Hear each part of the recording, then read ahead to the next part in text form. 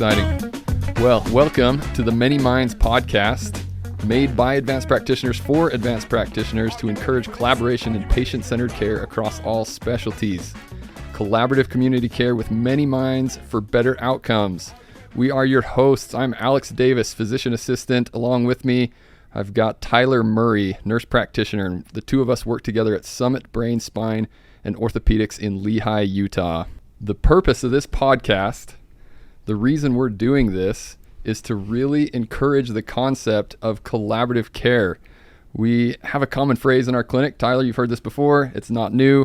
We say many minds for better outcomes, and that's really what we're trying to do. We want to collaborate with all those around us to create the best outcome we possibly can for the patients around us, and that involves getting to know each other, getting to know everyone else in these different specialties. So we're just trying to have a good time, lighthearted communication, and get to know how we can better serve each other across all specialties in medicine. That's exactly it. And as a general disclaimer, the podcast represents the opinions of myself, Alex, and our guest on the show. The content from this podcast is not intended to be a substitute for professional medical advice, diagnosis, or treatment. We're just here to learn from each other and have a good time. With that, welcome to episode number 1. So this is kind of a big deal. We've talked about this for a long time, and it's finally come to fruition. We're going to be diving into kind of a little bit about ourselves and our world in neurosurgery, because that's what we're both in right now. So maybe to start with, I'm going to have you, Alex, kind of take the lead on this and give us your background and kind of how you ended up at Summit. Yes, I'd love to. I'm excited. This is a career change for me, actually. So I've got a different background. Right out of college, out of school, I was in sports medicine. I was an athletic trainer, and I spent some time in Division I college athletics at Brigham Young University. I was covering their football and baseball teams and a few other responsibilities there. And I was loving life, but life changes, priorities change, things get different. So decided to go a different path, went back to PA school. And through networking and getting to know people, which is really what we're trying to foster again here, is networking, getting to know people, I was able to land in this spot here with neurosurgery with Dr. Edwards, is who we primarily work with, you and I, and have been extremely happy. This has been excellent. And might I interject? So Alex and I have been great friends, but I would tell you the first time that I met you was at that dinner that we hosted, and I can't remember exactly if it was at the Riverside Country Club. Yeah, I think so. And I remember I brought my wife, and you were there, and I can't remember if your wife was there or not. But I remember you sitting across the room, and you were talking with other people. And then, I just felt this sense of unknown territory. They got this new guy coming into town, what's he going to be like? And it was really interesting. You were super intimidated, I could tell. That's exactly what I was getting to. I didn't know how it would all play out. But, man, I've been so blessed to have you, man. It's been fun because I think we've connected almost immediately once we started talking. So once that ice was broken, I mean, it's been smooth sailing since. But I go back to that time when you first started, and anyway. And we were bonded forever. We ran the Rocky Steps in Philadelphia together. Once we did that bonds you for life. It was all over, dude. All over. There's a picture of me with my arms up trying to reproduce the symbol of that. So and then fun story, got caught in a marathon on the way back too. So it was the whole thing. We had a good time. We do all kinds of fun How about you then? Give us a little bit. You've got a different background than me. Very, very different. Training and upbringing, everything is quite a bit different. Tell us, how did you get to this spot? I'll be honest with you. I did not anticipate getting into medicine. None of my family has medical backgrounds. Out of high school, I joined the military. So I was what you'd say a wayward child, needed some direction, and enlisted in the United States Marine Corps and did that for 4 years. Had no anticipation of doing anything medicine, as I mentioned. I got out. I remember one of the commanding officers asked, what are you going to do when you get out? And I was like, I'm going to be a firefighter.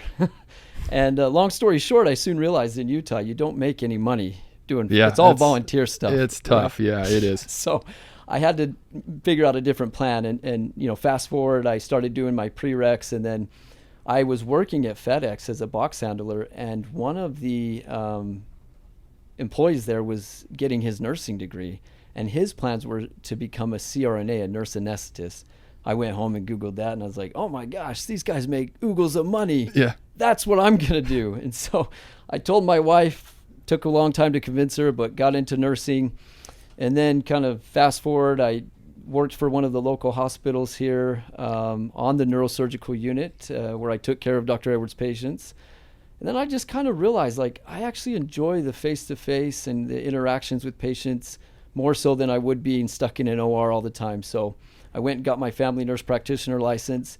And about 6 months after I graduated, I ended up connecting with a friend that told me about Dr. Edwards starting Summit. And I reached out to him and the nurse practitioner at the time. And, you know, he was graceful enough to let me come aboard and took a chance on me. And I've been mentored by him since, and it's been great. So. Yeah, and you've got, in our office especially, you've got the one unique perspective that you got to see this whole thing from day one. How, in your perspective, how have you seen this place change and grow, and what do you attribute that to? What?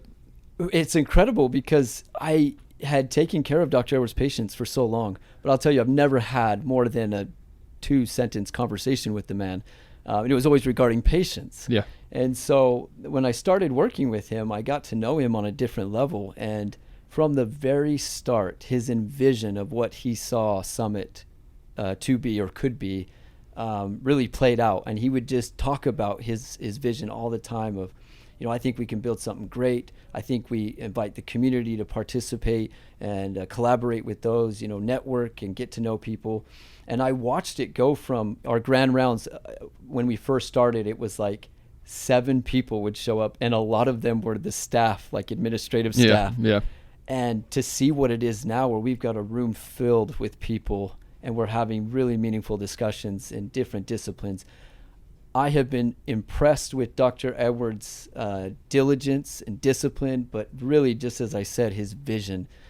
You're just watching it play out, and it's super fun to be a part of. And obviously, we've built a pretty unique system here, which I'm sure we'll get into a little bit more. But yeah, it's been an awesome journey, and I really couldn't imagine myself anywhere else. Yeah, that's great. I agree. It's been fun to be a part of, and I think that's the reason why we all get along so well, is because we all agree with the mission and the values and the direction where everything is going. And I think this podcast is also very much so a manifestation of that, of wanting to collaborate and get everybody involved and see what we can do to be the best that we can to serve those around us. Well, and this spawned too, just quickly, like we would go out and do clinic sites. So we would kind of make an effort on a weekly basis or every other week to go out and see our community providers, what other people are doing in their spaces. And I think you probably, you know, had the idea, hey, you know, let's bring that together. Let's go the next step, and let's just have a real genuine conversation about what that looks like and what that entails. Mm-hmm. And so I love that. That really was the spark of this. Was we had such good conversations, awesome experiences, getting to know these people in their environments, getting to see what they do. And I learned something every single time. Mm-hmm. Every person we talk to, every clinic we've been to, I come away having learned quite a bit from them.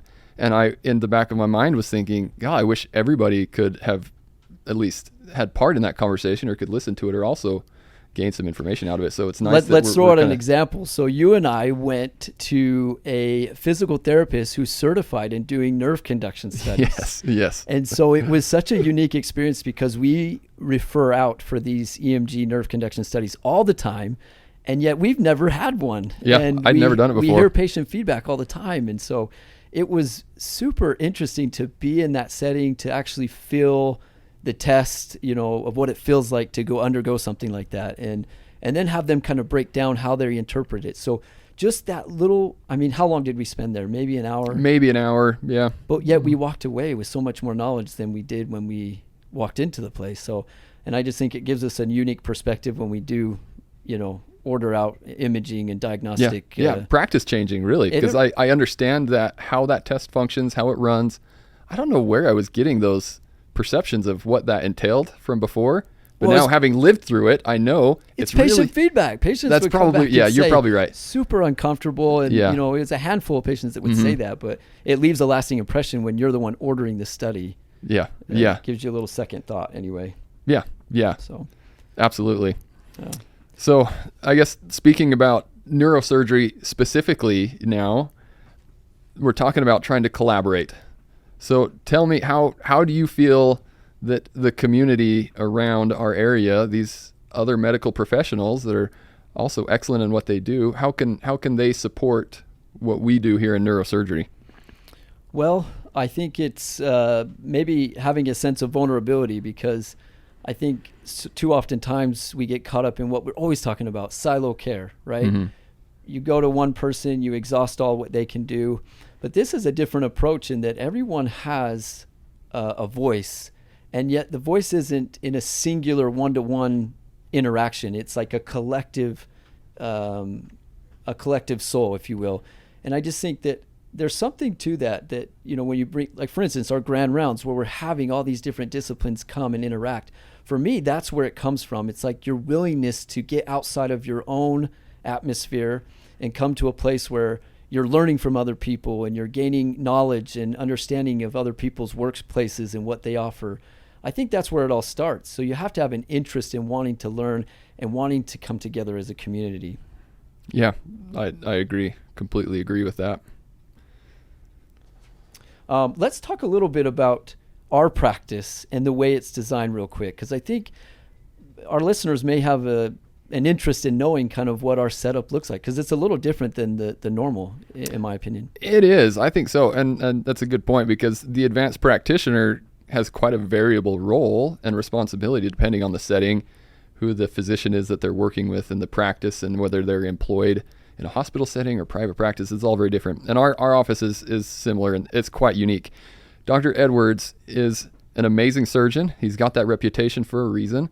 And his skill set, the way that he's best able to help people, is in the operating room. And that's what he's trying to do with his time, is get as many cases as he can to serve the community. He's uniquely qualified to do that, which then makes it difficult to see patients in the office, which is where our team typically takes most of that responsibility, is seeing patients in the office. And I think it's fantastic because we have the flexibility to spend time with people. We can do some of the legwork with the diagnostic workup, and we can make sure that everything is in order to present an appropriate case for Dr. Edwards to use his time efficiently and give us good surgical recommendations. So for the most part, we spend a majority of the time in the office setting. We see all of the new patients, which I think is a little bit unique as well. I think a lot of times in surgical practices, and those that are listening can correct me if I'm wrong or if you've got a different experience, but traditionally in a surgical practice, a surgeon is oftentimes seeing the new patients. And in our case, it's backwards. We will see the new patients. We will do the diagnostic workups and present a surgical plan. And then Dr. Edwards, a lot of times, will see these patients on the back end after surgery. And it takes a lot of trust for a surgeon to allow that to take place. And Dr. Edwards is the perfect personality for this, because he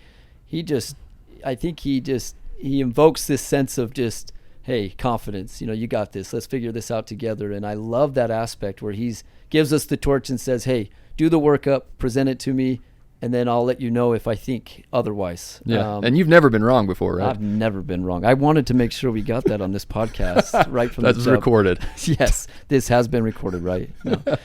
But it's a good feeling when you are right, though. It instills confidence in us as advanced practitioners. And the autonomy that we get in this atmosphere is just something that, like you said, is probably not common in many other places. But we'd love to hear if that is the case elsewhere, because we want to, again, understand what else is out there and what that looks like. So yeah, absolutely. Another fun thing that we I think everybody can relate to this. This is always a fun topic to get into in medicine is the fun patient stories. Everybody's got their stories of people you've interacted with, and I'm sure you've got plenty of stories we'd love to hear. But is there something recent for you in our practice, Tyler? Do you feel like you've had an impactful patient experience recently? I would say that there are a lot of instances that come to mind. From a funny experience standpoint, I'm going to have to take you back to the nursing days, because that's when all the fun really happens. But, yeah, of course. Yeah. But just recently we actually had the opportunity to see an elderly patient, which we did a craniotomy for, and I was very impressed with just the whole situation. Dr. Edwards had made the comment about an impression that he had when he got the phone call, because this patient came in, was having some neurological symptoms, and was diagnosed with an intraventricular tumor. Which is a big deal. It's a big deal. Yeah. I mean, this is a deep-seated tumor. It came out to be that it was a meningioma, which is a benign, slow-growing tumor, but nonetheless, it was causing symptoms, gait imbalance disturbances, and obviously significant concern for the family. Dr. Edwards got the phone call late in the night and wasn't certain whether or not he would do it.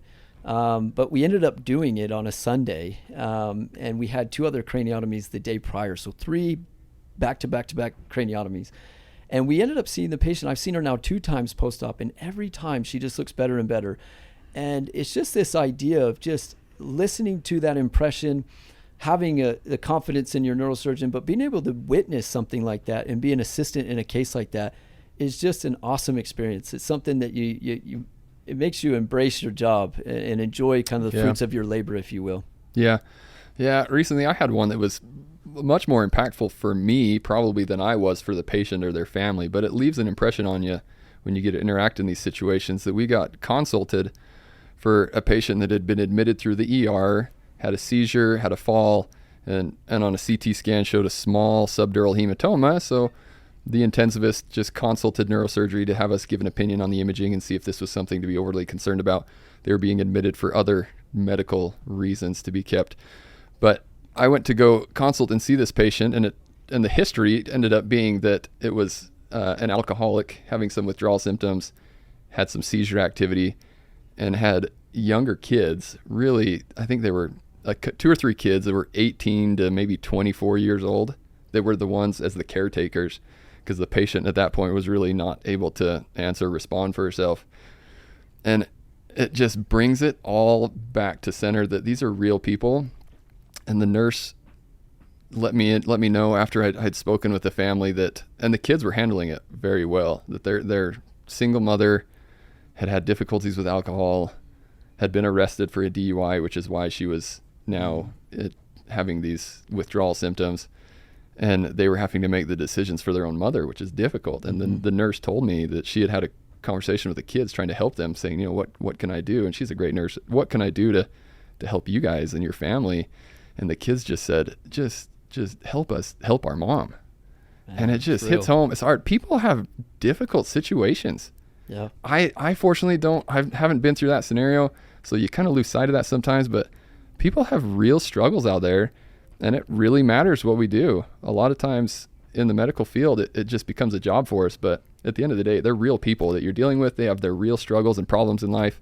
And it really helps keep you grounded and to know that what we're doing, 100%. I think, can make a difference. Because those 2 stories are at both ends of the spectrum. You've got a younger person with kids, and then you've got the elderly that still want to live life and enjoy life and live life to the fullest. So I think that's a very unique perspective that we have, and an opportunity we have to learn from those experiences. And I hope that it continues to ground us, because we never want to become calloused providers. I think that's always the risk, is getting to a point where you're not recognizing those things that are bigger than just the situation at hand. So yeah, and these kind of projects, these kind of things are helpful to remember those stories, to chat with other people and get perspective. I think is always helpful. Absolutely.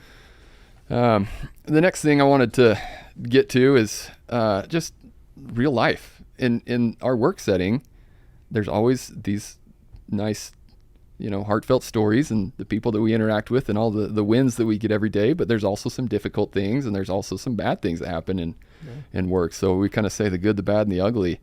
How would you describe, do you have a topic, or do you have something about our job you would classify as each of those 3 things, maybe the good, the bad, and the ugly? Yeah. So I'd say the good is that we have a team. So there's always somebody there that you can lean on.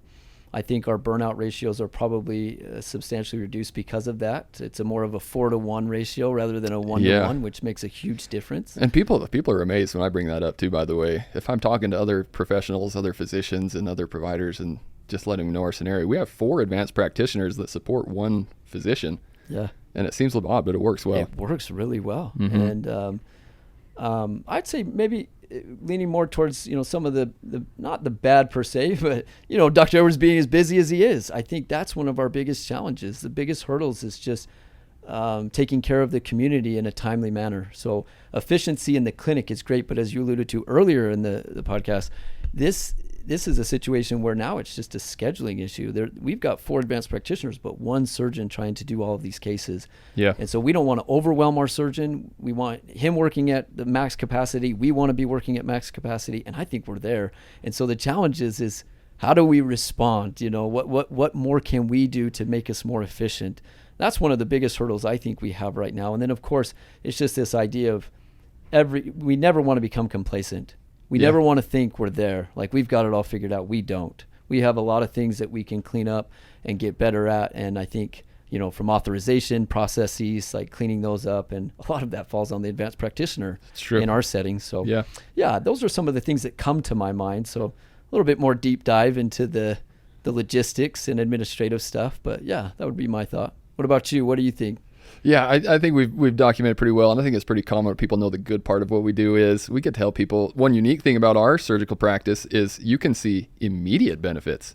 It's not often in a surgical setting somebody can wake up from anesthesia and tell you immediately that they feel better than they did before they went to sleep. That's amazing, yeah. And that is fun to hear. That's fun to see. People even on their way out to the car saying, I feel way better than when I walked in here.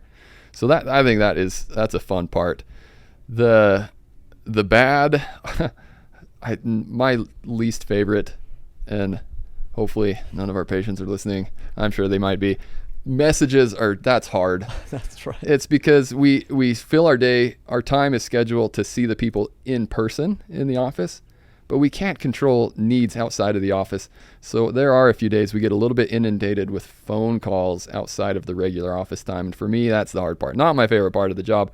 An essential part of the job, though, and that comes from everywhere. We deal with everything on the phone. Yeah. I guess I would rephrase that and say the phone is my least favorite part of the job. And if Dr. Edwards is listening, we would appreciate a nurse at any point in time to start screening and fielding some of those messages that come in. No, I think it's been good for us, though, because we continue that communication link. We're always available to our patients. We try to be anyway, and we're not perfect, but I think that again, just getting better day by day, but the messages are hard. Yeah, I've had some great experiences on the phone, though, actually. It's been nice to connect to people because it's a lot more casual setting. Somebody sitting on their couch at home, you might be in the evening at home yourself, and it's a much more casual, candid conversation, really. If you get to talk to people on the phone, it's a whole different And yet we've talked about this, that you made a comment a while back that really has resonated with me in the sense that, sometimes we get some challenging questions like, wow, this is pretty complex. Yeah. And you just taking the mind like, hey, we just got to jump in and figure things out. And so it requires us to pick up the phone and call and start asking questions. Yep. And if we don't know, then, not be shy and say, hey, I'm not sure about this, but let's look into it. Let's get this or that or the other, or get this person involved. And I think that's been a good learning perspective for me, just to jump in it, Gotta figure it out. Yeah. And then I guess lastly, the ugly part of it is difficult scenarios where you just feel like you don't have a lot to offer. Yeah, you're helpless. You can't help people. I distinctly remember a patient a year or two ago, a married couple, young family in their 30s, had 2 or 3. They had 3. I remember specifically had 3 little kids, and the wife was just awesome. Always upbeat, always outgoing, always positive about things. The husband, unfortunately, had a pretty aggressive glioblastoma and had it surgically resected. We were at his post-op appointment for the 2nd surgical resection, had been through this before and just was not going well. And at that point, they had told me at their post-op appointment that was going to be the last one they were going to schedule, because they just had committed to going to the palliative care from there. And you just know I'm not going to see this person, not because they're off living a happy life, but just they won't have a chance to come back. And that's tough. It's tough to take that stuff home sometimes, and you feel bad for these people that they've got really a lifelong challenge ahead. Yeah, that's definitely it. And on that note, I want to make sure that every patient that has that problem sees Alex, because he's clearly the best one for that. No, Tyler is renowned. That's, I would say, definitely one of your strengths is connecting with people, for sure. And I'm being completely honest and serious. I appreciate that. It has been a great example in our office. The guy is just so good at heartfelt listening and connecting with people. I'm a good listener. Everybody loves Tyler in our office. I joke around.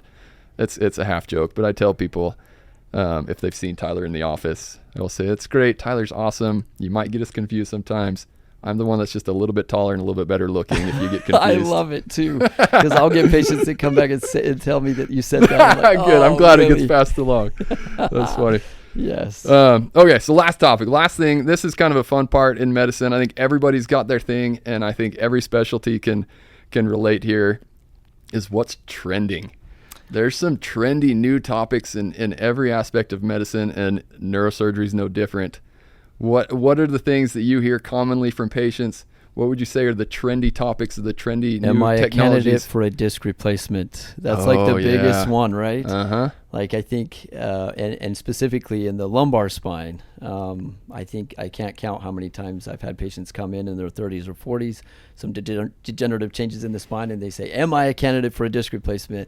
And that's a big conversation, whether or not we get through all of that today. But that's one of the things that Dr. Edwards is one of the few in the community that's offering this, to my knowledge anyway, is lumbar disc replacements. And maybe you can talk a little bit about kind of what that entails, or if you had something else, I'm not sure. But I agree. I think that's a huge one, is the disc replacements for our cases. We get people that will obviously search the ends of the earth to find what's the best solution for their specific problem, which is how I would be in the same situation as well. And it's common, they'll say, well, I saw in Europe, I might go to Germany to get a disc replacement because I know they're not doing them here. Have you heard people say they're not doing them here, right? Absolutely. But as you just alluded to, we actually do a fair amount of those. We do. It's a trendy topic, and we've usually got pretty good answers for that. Disc replacement in the cervical spine, all day, every day. In the lumbar spine, we're getting better and better. We do more and more of them, and I think it's come a long ways. That's certainly one of those topics. Absolutely. Yeah, I think that's an interesting topic. Okay, well, this has been a lot of fun. Super I fun. think we wrap it up for day one. I love it. I'm excited to see what's to come of this. For those that are listening, stay tuned. We have an excellent group of guests and co-hosts, or however you want to call them, colleagues. We've got some excellent people that are going to come join us for upcoming episodes. And kind of a similar conversation. We went through neurosurgery and what our world looks like, and in the future we'll get to cover all of the different specialties and learn about what everybody else is doing and experiencing throughout medicine. So stay tuned. If you want to connect with our office, we'd love to get to know you. I promise you, if you run into Dr. Edwards and you want to get involved, guaranteed the first thing he will say is, why don't you come Tuesday morning, right? Come Tuesday morning. We're at the Mountain Point Hospital in Lehigh at 7 a.m. every Tuesday in the boardroom. We have interdisciplinary, collaborative discussions and case presentations. We'd love to have everybody come out and connect with us in person. If you're not here locally, you can find us on Instagram at Summit Brain, Spine, and Orthopedics, or through our YouTube channel is another great avenue. It's called the Summit Medical Institute. Either way, we would love to get some feedback from you. What do you like? What do you not like? What are your challenges? What kind of things would you share with your colleagues in medicine? And we look forward to hearing from you. Stay tuned for the next week's episode, and we'll see you soon.